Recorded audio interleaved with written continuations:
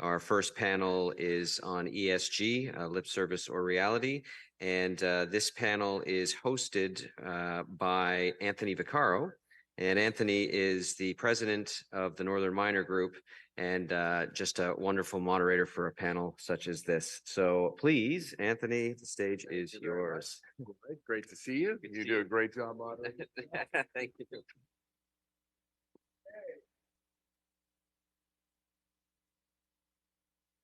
I like the beats. That's great. Well, despite Air Canada's best efforts, we're all here, so that's fantastic to see. We've all made it. I'm going to be calling up the panelists one at a time. Daniella is so excited that she jumped the gun. That's all right. We like that enthusiasm. Daniella Dimitrov joins me. She's the director of both Nexa Resources and at Chemtrade. Sitting next to Daniella will be Michel Brutti. He is founder and CEO of Clear Sky Investment Management.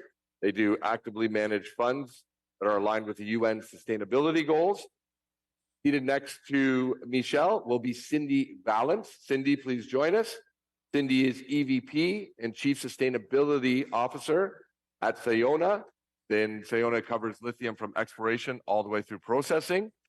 Seated next to Cindy will be Kaeli Gattens. Kaeli is the Director of ESG for the JDS group of companies. Give Kaeli a chance to get on up here. And then in our final seat will be Seth Forman. Seth joins us, got up from New York City today, and he's the president at Socialsuite, which is an ESG reporting platform. Hey, Seth, welcome. All right, we have a mere 30 minutes, and it's a big topic, so we're going to jump straight into it. I'll set the stage as quickly as I can. We did this panel last year with Daniella and Michel. It was just the three of us, and I think then I was reporting on how much assets under management with an ESG focus or with an ESG lens at least. We're now at 35 trillion that have some sort of ESG lens on it. That's up 55% from 2016. So while we're now at a phase in the ESG story, while there's a little bit more pushback and we're hearing both sides of it, there's no doubt that this is absolutely real. Companies are paying attention. They need to continue to pay attention. The question we're now getting into is how serious are they really? Hence the title, lip service or reality. Some numbers around that. So Climate Action Zero, an investment fund, says that 2/3 of the top 166 greenhouse gas emitting companies have promised to be at net zero by 2050. So that all sounds great. But only 1/5 actually have medium-term targets that they're working towards. So a bit of a problem there, and we're going to tackle some of these issues here today. So Daniella, let us start with you. And let's talk about this issue right now, the need for goals and targets for ESG performance. What do you look for when assessing whether those goals are going to actually drive the action that is needed? It's certainly important to have aspirational goals. So we've seen a number of companies that have put out that aspirational goal of reaching net zero by 2050. Certainly some of the mining companies that have put that out there do not have mine lives that go out to 2050. And we've seen those targets being put out there, and then hopefully that's going to be followed by much shorter term targets. Some companies, and one of the companies that I am on the board of, approached it the other way, which is issue much shorter term targets with more detailed plans behind that, having done a robust risk assessment, looking at the risks that apply, setting 3 to 5 targets, maybe instead of 10 or 20 or one of those aspirational goal targets, putting the necessary capital allocation behind it on that, and then taking a very disciplined approach to report against those targets on an annual basis or maybe even semi-annually as they move forward. And I think, at the end of the day, both approaches work. I much more favor that short-term approach and making sure that you meet those short-term targets to 25, 30, and working toward the longer term goals as technology will progress over the years. Great. Thank you, Daniella. Kaeli, let's bring you in on this. The ESG portfolio at a big company like JDS Group of Companies. What are you seeing in terms of best practices? In terms of, it's one thing, as Daniella says, it's important to set those aspirational goals. But what are, Daniella's outlined a few, making those near-term targets, checking back on them either semi-annually or annually. Is there other things you can add around the best practices side of it? Certainly, and I think the topic of our discussion today is our ESG lip service or reality, and regulation in the ESG space right now. It's a little murky. There's a lot of different metrics and a lot of different standards to be following, but really the best practices from my perspective and the companies that we're working with at JDS are really the ones that are showing that momentum through action and really making those behavior changes within their organizations that are pertinent to their stakeholders, their communities, their shareholders, and showing that progression in a very actionable way. Yeah, stakeholders is such a key point to this all. And Cindy, I'm going to come to you on this. I'm going to set this up a little bit. Jamie Dimon, the head of JP Morgan Chase, of course, we all know he's grabbing financial headlines all the time. But he's recently he had to defend himself against being woke, whether that's a pejorative term or not, I'll leave for another debate. But the very fact that he had to defend himself, and it's because he said that a company's primary job should be to look after stakeholders as opposed to profit maximization. So this is a topical thing, but let's look through this lens of stakeholders. What are some of the best practices that companies should be pursuing for a more holistic stakeholder approach? Yeah, absolutely. It's a very good question. It's the reason, just by example, with Sayona, we have 5 different projects in different stages, and it's really important for us to understand and listen different stakeholders. And I'm not just talking about communities, I'm talking about investors or employees, the board of members. And what we did last fall, because we are talking about best practices, we sent a survey to all of them, 650 different stakeholders to just tell them, what is your expectation regarding our company? Because Sayona, for now, it's the first producer in North America in lithium. It's huge. And it's important for us to just make sure our decision and our next action would be directly aligned with their expectation. And what they said at 78%, we expect the best of your organization as to be a leader in ESG. Whoa, okay, the bar is really raised. And for that, because we are a new organization, we just started the production last March. And with those survey and information we were collecting, at the end, we can establish our priorities. And those priorities are now directly aligned with our next action and our next decision. And other important thing is how we can integrate that with our business plan, because we have also a business model we want to deploy, and we will doing probably different acquisition and different development in our organization. But with that and with our ESG strategy, we put both together, and with that we will make sure everything will be directly aligned with their expectation. Do you see these things as opposed, profit maximization and benefiting the stakeholder to the maximum degree? Or is there ways that those do not have to be mutually exclusive? Yeah, different approach. By example, the point of view, investors, for sure, they want to have a return of their investment, for sure, but they want to make sure we apply the best practices, because, in the mining industry, we have all the technology available. We have all the new solution to bring more sustainable our project. And just by example, for the communities, they want to have, as our organization, to help them to just build their capacity, because at the end of the life of the mine, what is still a hole somewhere in the backyard. But what is the activities we are doing during our the mining development? We can build capacity, we can reinforce the economy, we can bring some training for the First Nation. Well, a lot of things like that. But we cannot do that without them. We need to understand what they expect from us. Yeah. Okay, and it's the reason why, because we have different projects at different stage, And it's the reason why we want to involve them at the beginning. Right. And the example I love to share is each time I'm present myself to them, I said I have a blank sheet and we can draw our own house together. Draw a line, I will draw a line, draw a line, and draw a line. And at the end, we will have a sustainable project. And it's our approach at Sayona to make sure we are directly.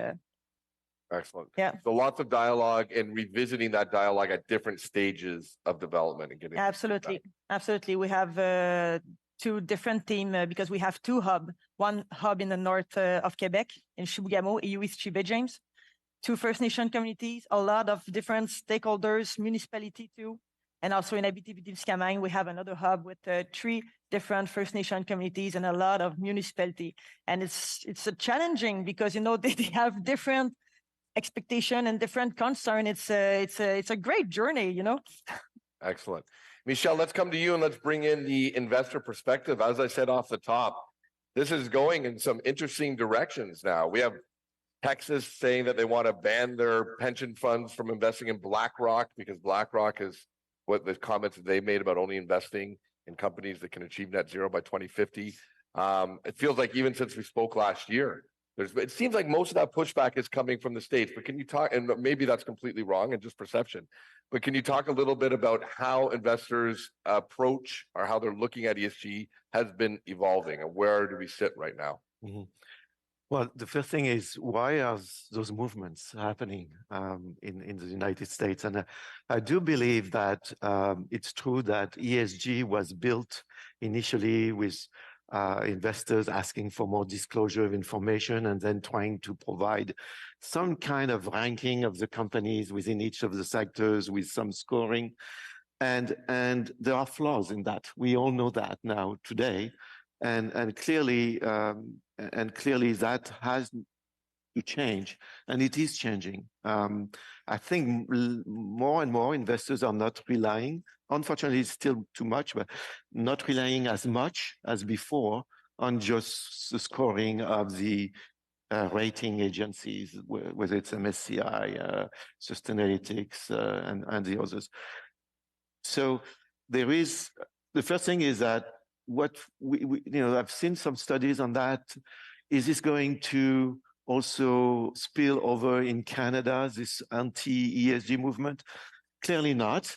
It's not happening, and clearly not happening anywhere else in the world. Sure. So that's a good sign. Sure.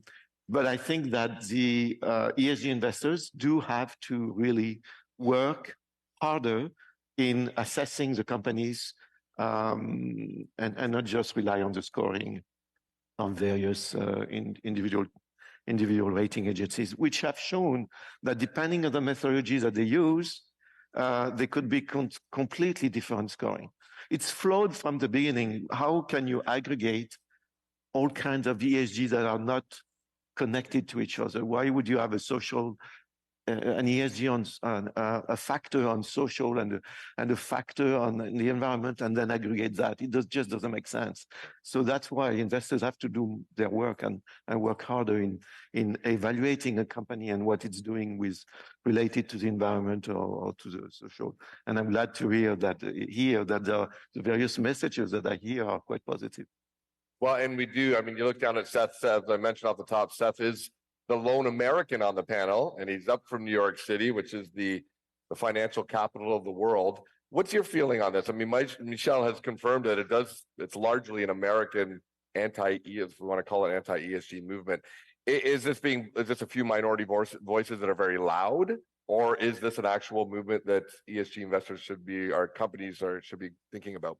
Yeah, I mean, my viewpoint, generally, when you really break it down, I think that there are some active voices coming from certain states around the country, a lot of some of the quote unquote red states. But when you really break it down, what the issues that they're concerned about, a lot of confusion in the market about what ESG is, where it came from, how does it impact companies. And so what some of the Republican states are doing is that they're using it as a platform for more political reasons. But what we're seeing is that, you know, there's a new term that's been proliferating called green hushing, in a way where companies are doing a little bit less publicizing and communicating it in a more active way, but they're still doing it. They understand how important ESG is. They understand how important it is to their investors and variety of different stakeholders. And they're going to continue to focus on these really, really important issues, no matter all of the a lot of the anti and criticism that's going on related to ESG in the U.S. right now. Okay.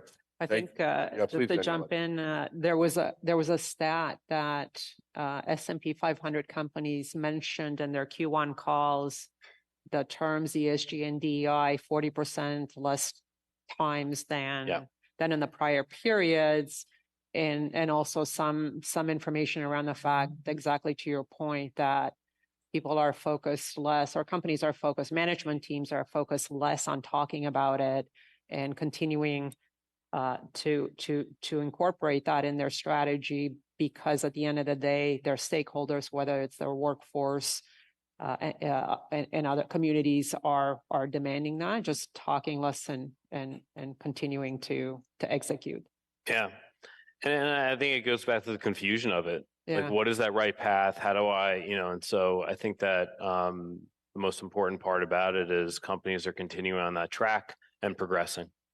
And let's drill down on this a bit more, because Cindy's set the stage very nicely on the stakeholders.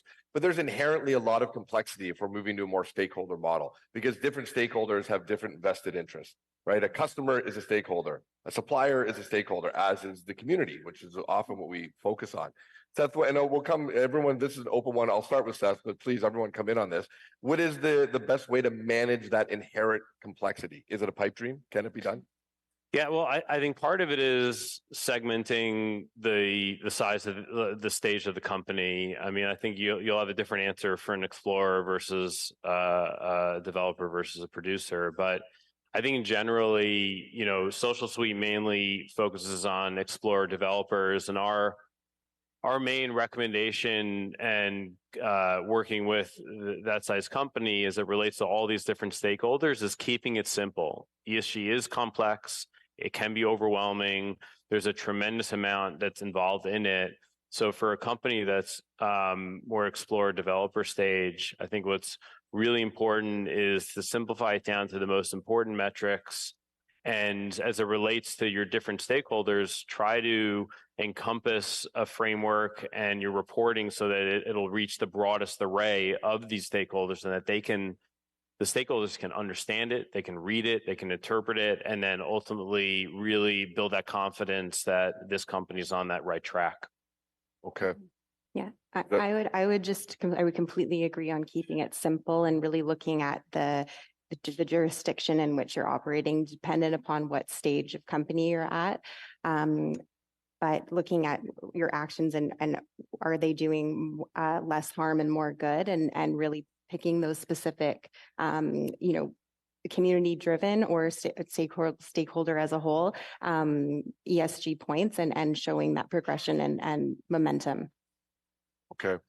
One thing that's coming up a little bit more, and this a little bit connects back to Michel's point about, you know, the environmental and the social and how they can vary. But on that let's go to that environmental side. Whereas the focus has been largely on carbon for the last few years, now biodiversity is coming up as starting to take the lead a little bit. So, or at least emerge in a more substantial way.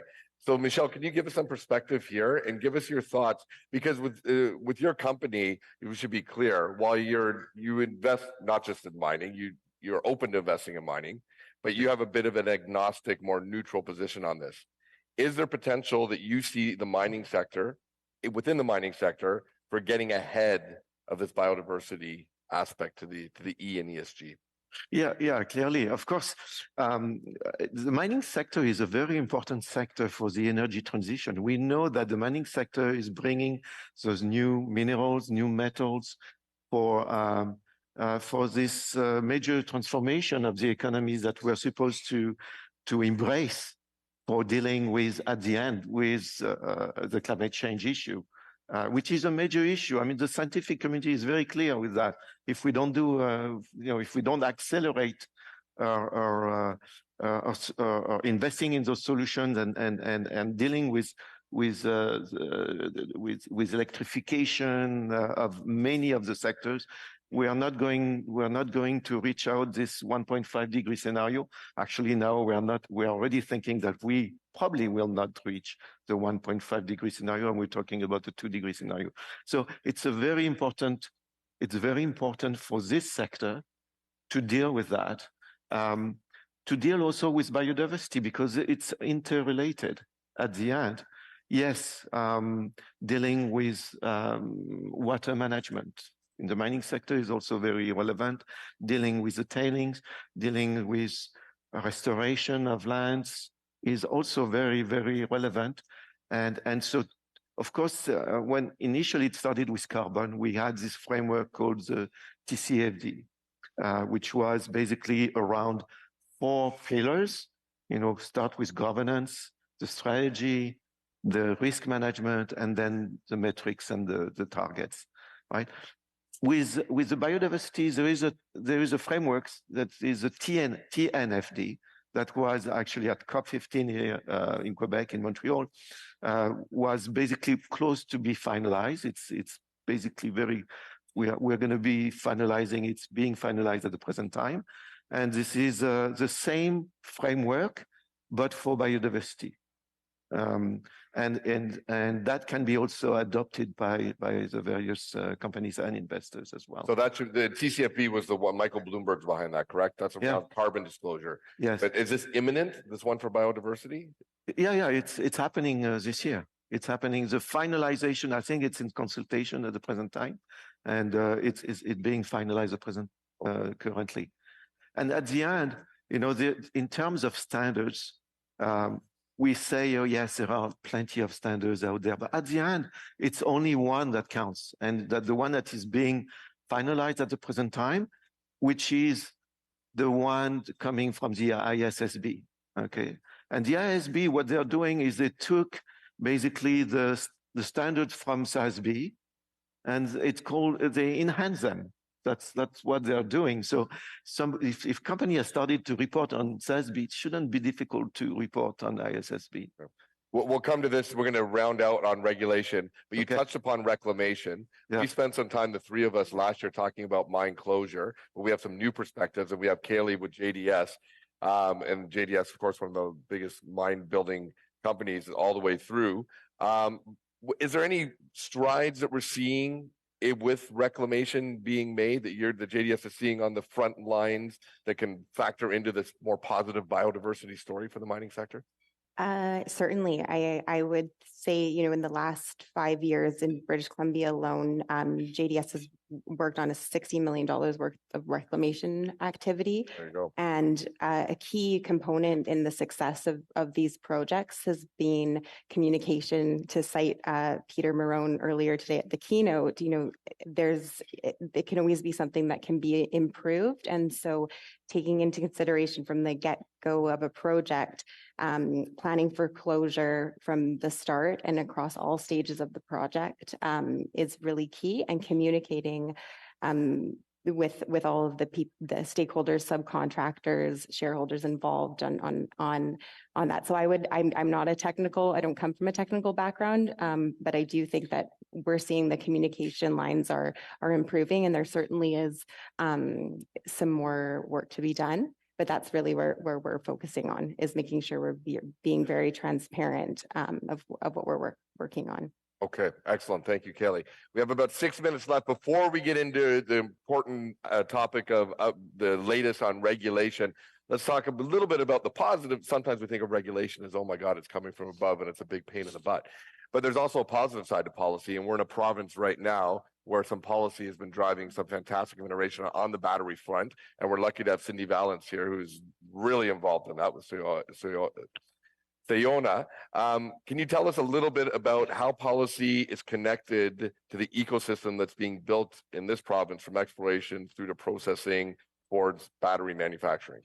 Yeah, absolutely. It's a large and wonderful ecosystem that currently built now. With the plan of green economy 2030 promoted by the government of Quebec, they want to put in place and to be a leader in the energy transition here in Quebec, and also how they can build all together to put in place a sustainable battery chain of value. And exactly what happened, we have a lot of program, we have a lot of support from the government to put in place that, and we have also all the best infrastructure to be a leader. Just by example, the hydroelectricity, we can develop a green mining solution. And after that, we have different other stakeholders in the chain of value. They will continue to develop at the end the final product, electric vehicle and same recycling, okay? And what is interesting, because without mine as a Sayona, by example, and just to say again, we are now the first major producer in the lithium in North America. And we are, for now, currently, we are in the first link of this chain of value: exploration, production, and also first transformation. And soon we commit to do the second transformation. It will be another huge one next step. And after that, you have other different ecosystem.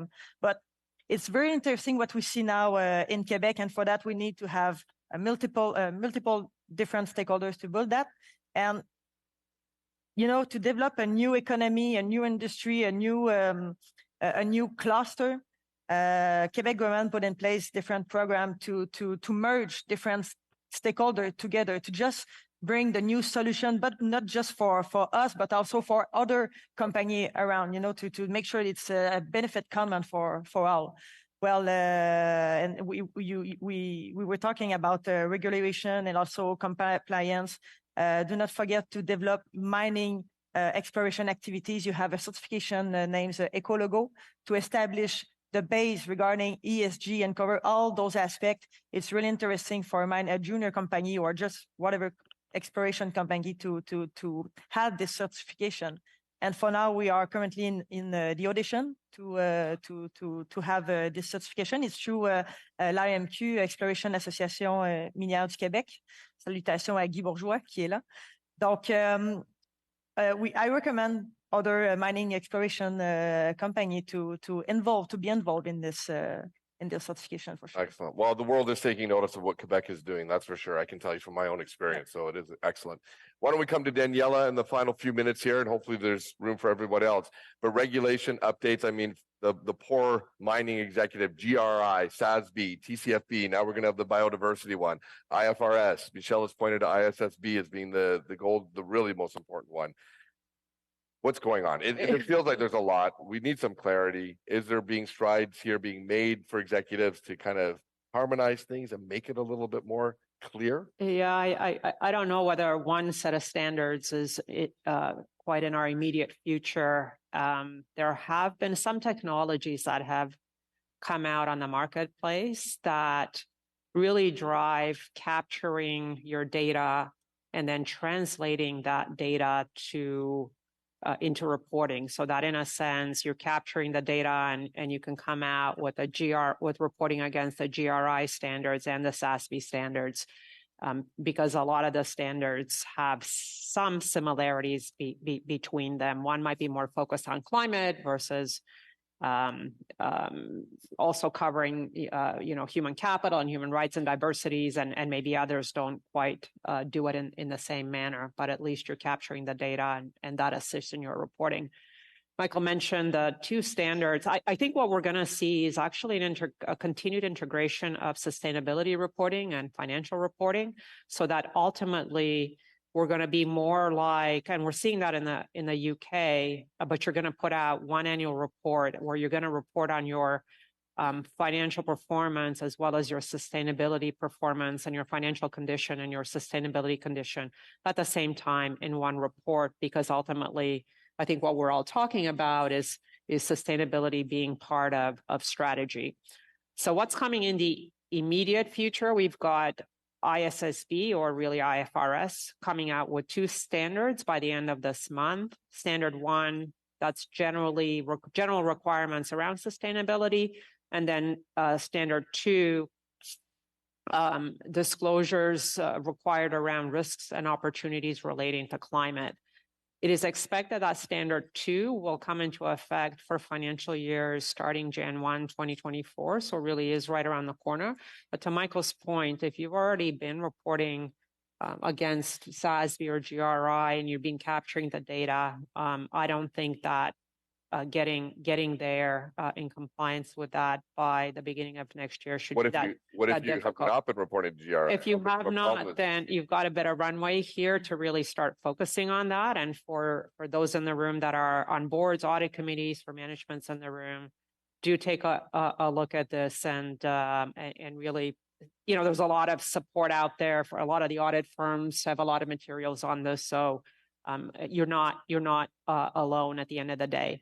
The SEC climate rule, we've heard, I think we talked a little bit about that last year. That's been postponed now to October, and we probably will see some pushback on that and that being challenged in the courts.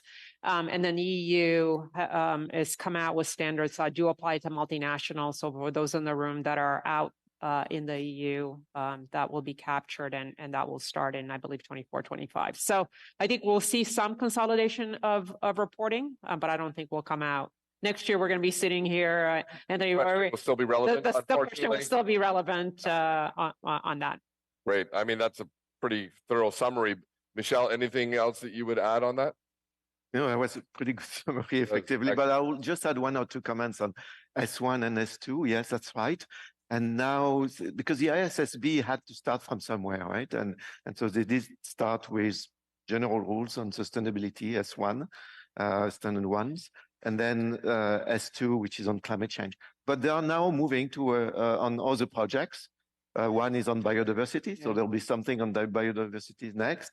There's one, I think, on human rights and human capital, and another one related to what Daniela referred to, which is integrated reporting, having sustainability reporting and financial reporting in one only report.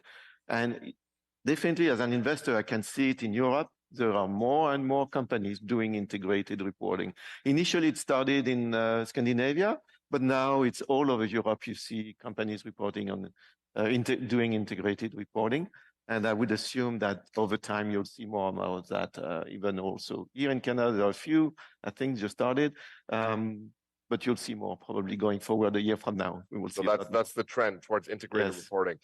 We unfortunately are out of time. I warned everyone it wasn't enough time to get through it all. But Daniella, Michel, Cindy, Kaeli, and Seth, thank you so much for your excellent contributions and your time. Thank you. Thank you. Thank you.